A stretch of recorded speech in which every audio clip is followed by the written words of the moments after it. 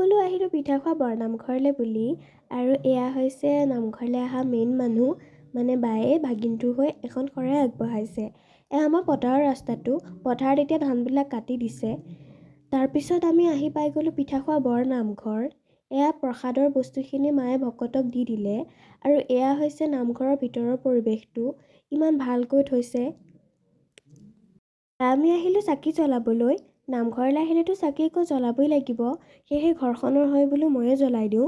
তাৰমানে বাৰ ল'ৰাটোৱে বহুত দিগদাৰ কৰি আছিলে, সেইবাবে মোকে জ্বলাবলৈ দিলে। কিন্তু মই অকলে নোৱাৰিলোঁ, তাৰমানে বতাহ দি আছিলে, চাকিগছ বাৰে বাৰে নুমাই যাব ধৰিছিলে, সেইকাৰণে মায়ে আহি জ্বলাই দিলে।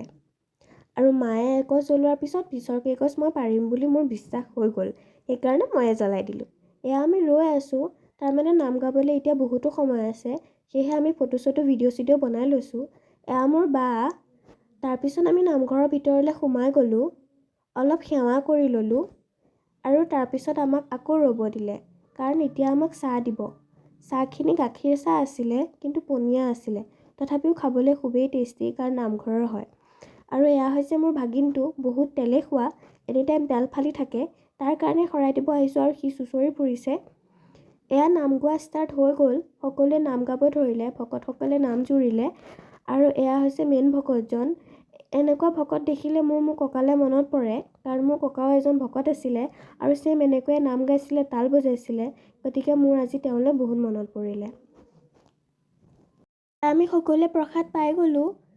প্ৰসাদৰ লগে লগে সকলোকে একোটা পলিথিনো দিলে, যাতে প্ৰসাদখিনি ঘৰলৈ বান্ধি লৈ যাব পাৰোঁ। তেওঁলোকে আমাৰ কাৰণে বহুত চিন্তা কৰিছে। এয়া আমি খিচিৰি খাবলৈ আহিলোঁ, মায়ে কাঁহীখন লৈ গৈছে। এয়া খিচিৰি দি দিলে, খিচিৰিৰ লগত নিমখ আৰু জলকীয়া লৈছিলোঁ, আৰু খাবলৈ বহুত টেষ্টি আছিলে।